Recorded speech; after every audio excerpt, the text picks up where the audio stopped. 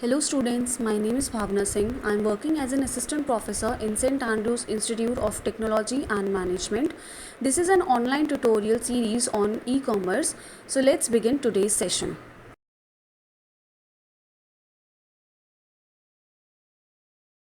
Students, this is our lecture number 12 and today we are starting with unit 4 and these are the topics that we will cover in today's session. That is, what is B2B e-commerce, what are the features of B2B e-commerce, what are the building blocks or you can say the key components of B2B e-commerce. Then we will discuss about the inter-organizational transactions, what is credit transaction trade cycle and what are the various stages of credit trade cycle. Now let's start with the first topic, that is what is business to business e-commerce, that is B2B e-commerce. It is the largest form of e-commerce. It is the e-commerce between businesses, that is the businesses focus on selling to other business in the B2B e-commerce. It includes companies doing business with one another with a goal to save money on purchase that can be negotiated easily. And this activity refers to the full spectrum of e-commerce that can occur between two organizations. Now what does this mean? This means that in this B2B e-commerce, the business is going on between two organizations or between two businesses, you can say, so that both the companies can trade with each other. Like one company is a supplier for the another company and it's supplying the raw materials or raw goods, and all these raw materials they are get manufactured in the other company. So both of these companies they are trading with each other, they are dependent on each other for the supply of raw materials and for the supply of finished products. So in this way they are doing the trade with each other, that means they are doing the business with each other. Let's take an example, like there is a wholesaler company, it is taking the raw materials or it is taking the goods and products in bulk from a certain website or certain organization, and then it is selling it forward to the retailers, and the retailers they are forwarding it to the final customer. So this is how the entire chain is going on, the entire process is going on. One company is purchasing from the organization and then selling it to the another company. So they, in this way they are doing the businesses with each other. Now let us discuss some features of this B2B e-commerce. The first one is, in B2B e-commerce, one business uses a web browser to interact with the web server application of another business. That means both the companies they are interacting with each other, and one company they have made create some web services and placed on their web server applications, and the other company is using these web services that are present on the application server, and they are both of them they are interacting with each other with the help of their browsers and server applications. The second, we have the relationship focuses on online procurement, order fulfillment and work in progress tracking for high volume transactions. That means they are related to each other in case of placing orders, in case of doing transactions online, in case of paying money or paying the in creating the invoices online. So all these works they are conducted online, and all the progress is being tracking in online only. Then the next we have, with B2B e-commerce, supply chain participants are directly connected. That means in this we are following a concept of the supply chain management, in which there is a supplier who is supplying raw materials to some organization or some industry, and where the raw materials they are being manufactured and they are distributed to the distributors for supplying it to the end customer. So in this way they are related to each other like a supply chain management, and all of them are participating with each other directly. Then the next, in this, multiple forms of electronic payment and other payment methods are permitted. Several banking instruments and internet payment schemes are permitted. Means all these transactions or all these monetary transactions they are doing online only with the help of this electronic payment system between both the companies. Then the next is, there are prior agreements or contracts between the partners involved in the B2B e-commerce. That means both the companies who wants to do business with each other, they signed a kind of contract, you can say, or sign a kind of agreement, and there is a agreement between both the partners those are involved in the B2B e-commerce, and they have to follow certain rules and they have to follow certain standards regarding the e-commerce.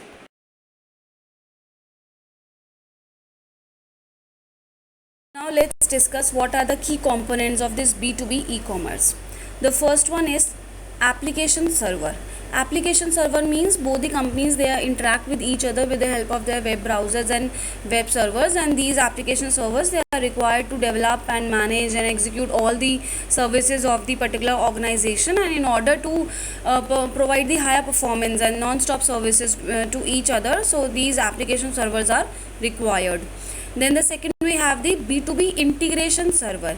Integration server means this is required to join the two companies or the external and application data or documents between these companies, so that quick, secure and reliable services can be transferred to each other. So this B2B integration server is a key component also.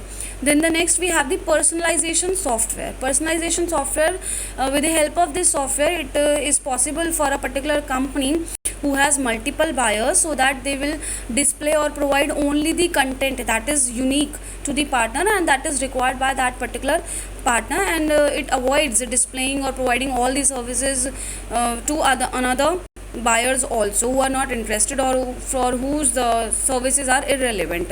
So this personalization software is very much efficient for providing only the buyers who are interested in particular contents. Then the next, we have the content management facility. Content management facility, this component is required to ensure that whatever services we are sending or whatever contents we are supplying, it is reaching the designated user or online system on time, and it is essential to, in order to serve all the contents to the appropriate user. So for the entire management of this content that we are serving to our users is fulfilled by this component. Then the next, we have the e-commerce package.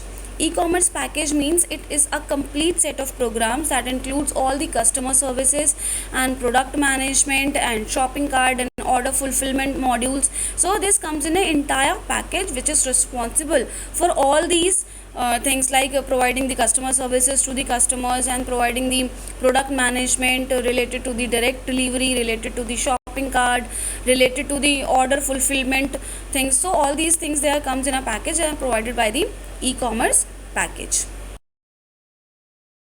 Now these are the various entities that are helpful in conducting this business to business e-commerce. The first one is the selling company. Selling company is the you can say the sellers which are selling their goods and services or which are supplying the raw materials also. So these are the selling company.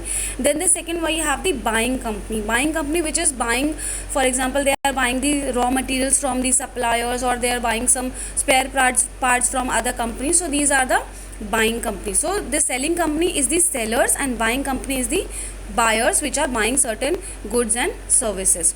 Then we have the electronic intermediary. Electronic intermediary means that with the help of these application servers and with the help of these web browsers, both these companies are able to interact with each other.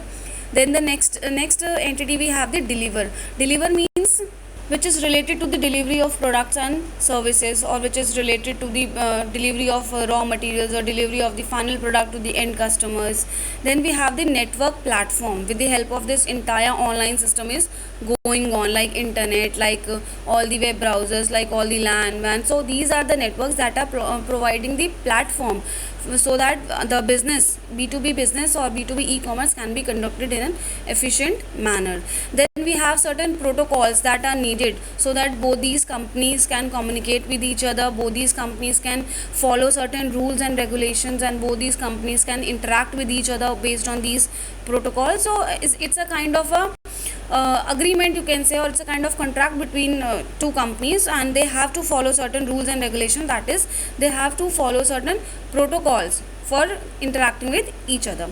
Then we have the backend information system. Backend information system includes all the databases in which the data related to the customer or related to the products or related to the companies or related to the websites, all these things, they are present and stored. Now these are the certain advantages of this B2B e-commerce. The first one is it helps us to getting products to the market faster. Then the second, it helps to cutting the cost of paperwork because all the things they are going online. Then lesser human intervention because all the things they are conducting online, and no human intervention is required in that, and no intermediate or no middle person is required. Then it reduces the overhead expenses. Then it also helps in reduction in errors. It also increased efficiency and provides more advertising exposures, because with this online environment, the both the companies are able to advertise and market their products and services more and more easily. Now comes our next topic, that is what is an inter-organizational transactions. When we talk about inter-organizational, inter means between two or more companies. So inter-organizational means which is occurring between two or more companies, or which occurring between two or more organizations. So it refers to the full spectrum of e-commerce that can occur between two organizations. It includes companies doing business with one another with a goal to save money on purchases that can be negotiated easily.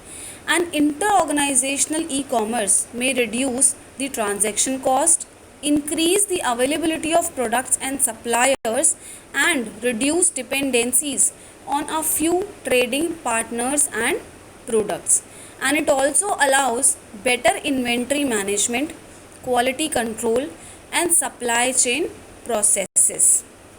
That means these inter-organizational transactions, they are events that is taking place between the organization, between two companies, and it can include the partnership agreements or technology and software licensing regarding the trademarks, copyrights, and a kind of legal contract, you can say, is occurring between both the companies regarding the sales contracts, or regarding the payment exchange, or regarding the buy and sell agreements, regarding the franchisee agreements. So all these things, they are going on between the two companies. So therefore we are calling it as an inter organization, because it is occurring between two companies, and both the companies, they are interacting with each other, and both the companies, they are buying and selling goods and services from each other, and there is a kind of agreement between these two parties, those who have decided to start a business with each other. For example, we have a shop that is buying products in bulk from their suppliers and then selling these goods in small quantities to their retailers, or which in turn selling it to their final customers. So this is how the entire process is going on, and both the companies, they are dependent on each other. Now let us understand what is a credit transaction trade cycle. Most inter-organizational trade transactions takes place as a part of an established ongoing trade relationship. The trade cycle for inter-organizational transactions is generally a credit trade cycle. Many inter-organizational transactions will be repeated on a regular basis, and each stage of the inter-organizational trade cycle is documented, and both the customer as well as the suppliers, they have systems to trace the progress of the transactions. That means what happens when these inter-organizational companies, they are trading with each other, or they are interacting with each other, so it forms a kind of a network, you can say, between these businesses, and this network of transaction, or you can say this web of transaction, it forms a value chain between these companies, and all these transactions that are taking place between these companies, we call it as a credit transaction trade cycle. And both the companies, like the supplier company and the manufacturing company, they both of them document each and every stage of this trade cycle, whatever things are happening or whatever transactions are going on, in order to trace, so that what will the progress of the transaction is going on, in order to track all the updated information between the transactions.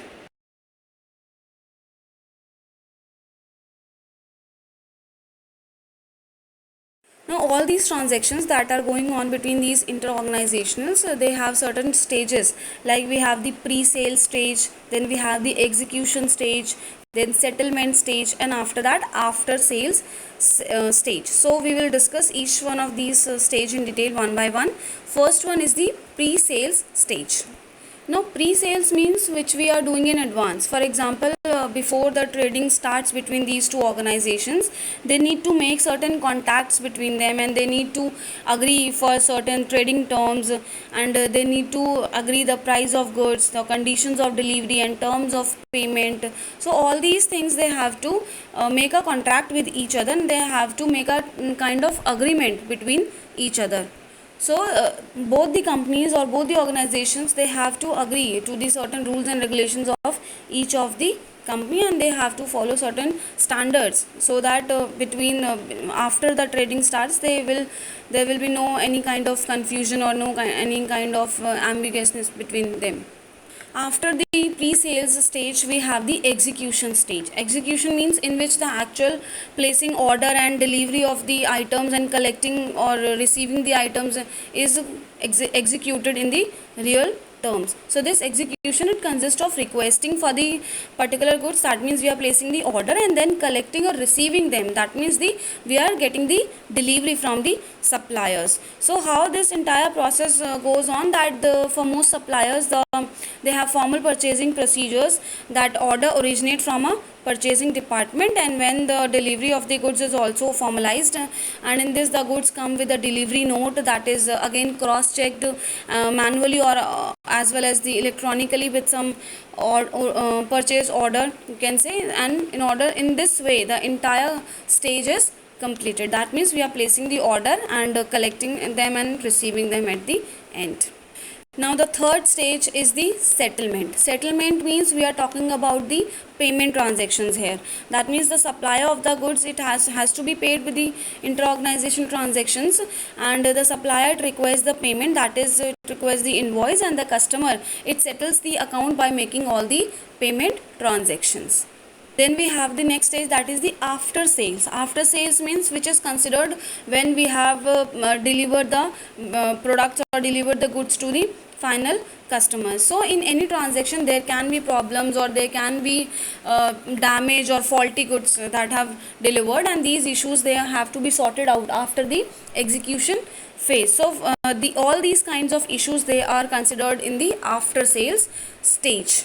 So this is how the entire process of this inter-organization transaction takes place between two companies, and all these stages, they have to be followed. That we start with the pre-sales, that is before trading, we start with the agreement, or we start with the contract between two organizations, and they have to agree for the certain terms related to the goods and services, related to the price and all.